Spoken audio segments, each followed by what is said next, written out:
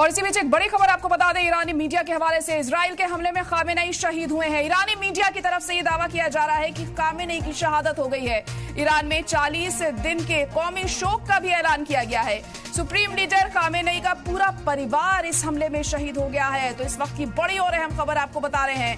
Khamenei की शहादत की खबर ईरानी मीडिया ने तस्दीक की है। ईरानी मीडिया ने साफ कर दिया है कि खामेनेई अब हमारे बीच नहीं रहे हैं, वो शहीद हो गए हैं इजरायली हमले में।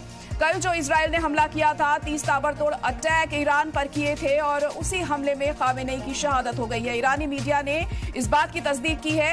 आपको बता दें कि ईरान में 40 दिन के कौमी शोक का भी ऐलान किया गया है।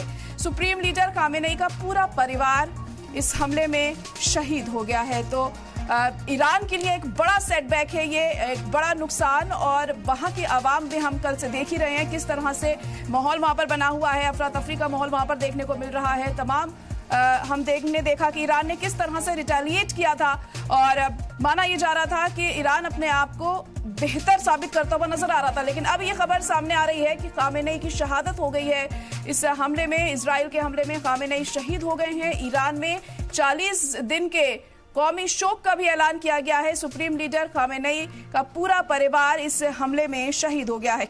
हालांकि आपको बता दें कि कल से ही ट्रंप और इजराइल की तरफ से ये दावा किया जा रहा